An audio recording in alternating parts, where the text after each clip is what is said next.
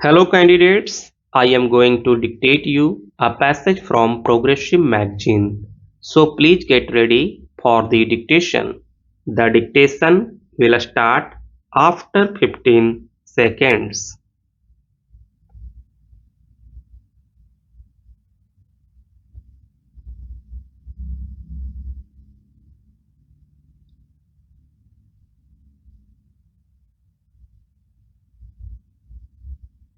May I strike a certain personal note and then go on to other considerations? We, my generation in India, have been conditioned in particular ways by events. There is the background of 2000 years or more. There is the conditioning we have had during the 150 or 200 years of British rule. And then there is the big conditioning during the last 30 or 35 years of what is called the Gandhian movement. We are the resultants of these various conditioning factors. If you want to understand us, you have to understand these conditioning factors. This that is so about me and my government in India. That applies to the world at large also. We have to understand other people's basic conditioning factors, their past history, traditions, habits, conflicts, etc., and more particularly the recent history of the last half a century or so. Countries like India and China have millennia of history. It is not an easy matter for me, whatever new knowledge I may gather, to get out of the 200 years of Indian history. So also with other countries. Yet, in order to understand another country, it is no good looking at it through the spectacles of our own country. If an Indian presumes with his Indian background to judge England or Germany or Russia, he will probably not be objective enough. Now the China. Leaving our past history, it has been conditioned for more than 40 years, ever since the end of the Manchu dynasty, by continuous trouble. That was China's experience. Take the background of the present rulers of China. It is a background of a struggle for the last 25 years. I remember, and some of you may also recall, the Long March in China. Quite apart from its merits, that Long March was a terrific feat. It meant being hunted, being harassed, with many people collapsing and some surviving. They often found a habitat in the mountains and in the caves and lived there for a number of years, organizing themselves. Then came the Japanese invasion. They fought the Japanese invasion that turned into a world war later. Imagine what a powerful determining influence these factors must have had on the people who took part in a march of 8,000 miles, and whatever the system of government, which is a great relief after 2 generations of disorder. The second is their feeling of nationalism.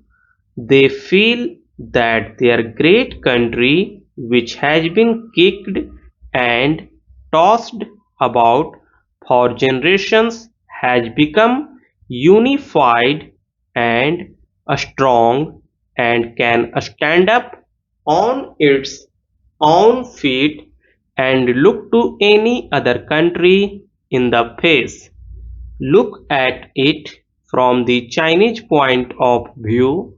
I am not, for the moment, considering communism or anti-communism.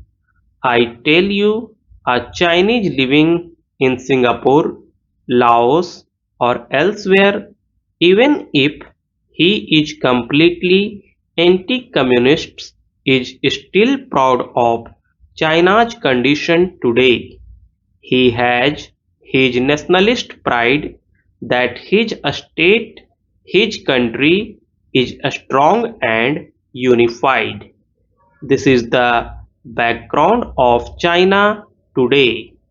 Of course, it did not require my going to China to know all this, but if you keep it in mind, you will understand something of what is happening in China. You and I know very well that in China today they have got a certain political structure and a certain economic structure. The rulers of China are communists. There is no doubt about that. They have evolved a political and economic system which is partly based on their Marxist ideas and partly adapted to conditions in China. We all know that it is not full-blooded communism these. It has adapted to their conditions. So now, if you ask me, is there freedom of the press there? With all respect, I shall say that question is rather unnecessary. The whole structure of government there is of a type which is completely different from parliamentary democracy. Whether you can call it democracy or not is another matter. They call it people's democracy. That is an argument which we need not go into. My point is that it is different. We know it. What results it yields you can partly see now, and ultimately the future will show. It is the future that will show whether the results achieved by the methods they pursue will be worthwhile or not, or have been worth the price paid for them. Each people, and especially these big chunks of humanity like India and China with long records, as soon as they find freedom to function according to their wishes, are influenced by various external forces, industrial revolution, technological advancement, political ideas, and so on. But if we are worth our salt, we have to stand on our own feet and function in accordance with our own thinking and conditioning of minds. I shall have little respect for India if it followed blindly the American pattern or the Russian pattern or the Chinese or the British.